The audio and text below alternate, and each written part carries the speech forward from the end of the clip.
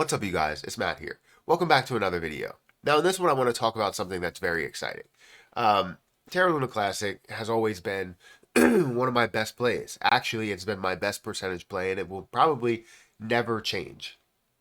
When it comes to gains, gaining 70,000% and still not seeing the peak of where Terra Luna Classic will go is absolutely amazing, right?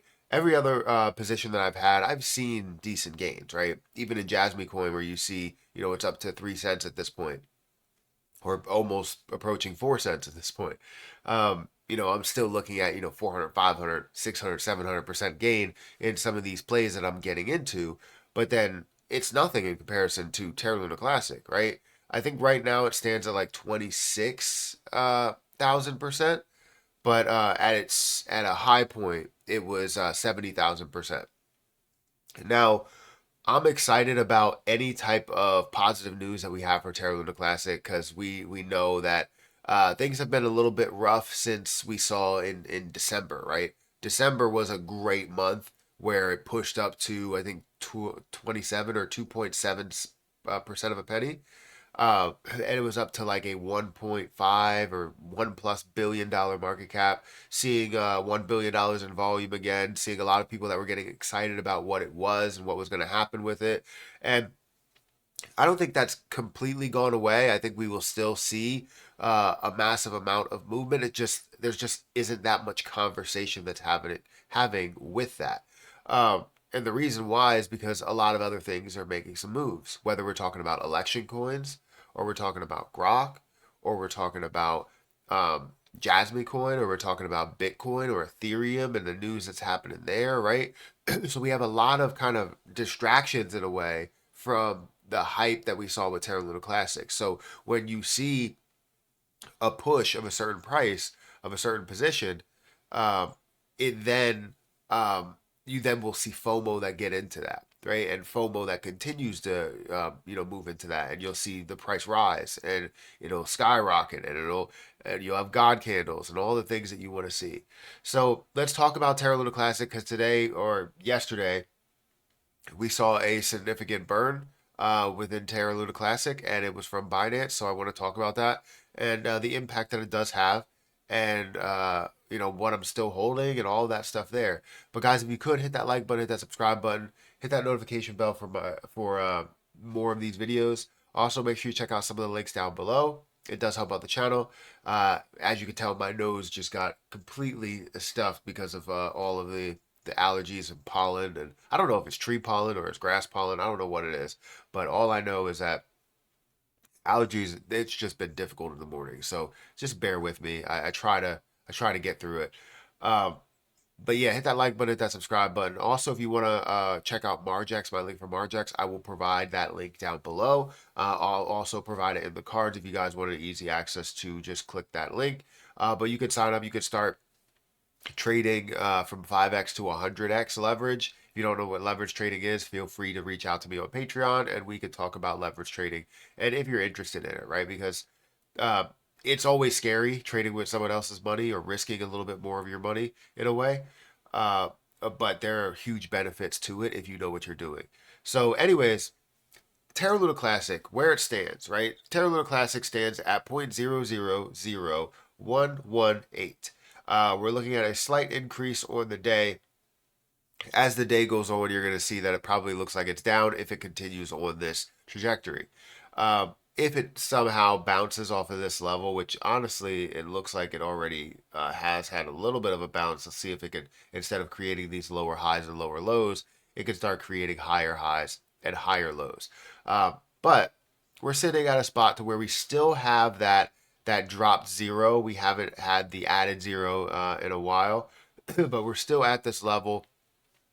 We just wish that it was at, kind of the 2 level or 3 level, like it honestly should have been and should have stayed at. But it's getting back to kind of where it was before we saw the push, before we saw that the large jump in December and even push into, I think, January.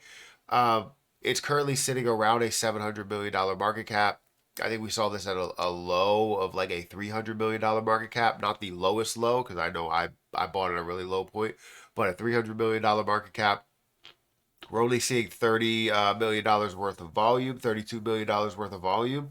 And, you look at the supply, you have 5.7, almost 5.8 trillion coins, meaning that if this was to get to a penny, it would be 57 billion dollars of a market cap, which is not absurd. It's not. But it also means you have to have a lot more volume and a lot more interest. And I think that interest only comes within altcoin season, but we'll talk about that in a little bit. Now, into some of the information that has happened, some of the bigger news that has happened, Binance has done another big burn, right? They consistently do these burns. So it shows that they believe in Terra Luna Classic. They believe in this community. They believe in what this is going to do and the impact that burns have. They wouldn't still be doing it if that was the case, unless they just totally forgot about it. It's just like, it's just a small amount. It doesn't matter, right? Because honestly, to us, it's not a small amount. Yes, it is, less and less because we're seeing less and less volume that's going through. But once we see more and more volume, we start to see more and more burns come from Binance. So let's go into Binance's burns. You're going to see on the first, which is yesterday, you see a 1.35 billion coin burn for yesterday. So that's amazing to be able to see that. And then you look at the previous month, you look at May, and you're going to see it's 1.4 billion. You're going to see that in April it's 4.1 billion, right? So it's a hit or miss depending on the volume that we have with Terra Luna Classic. But you're seeing billions that are being burned off. If you look at the total amount that has been burned off, it's 116 billion coins. At which I forget exactly who's I believe Binance is the top burner. And you're looking at Binance that burned 60.4 billion coins, 52% of the total burned.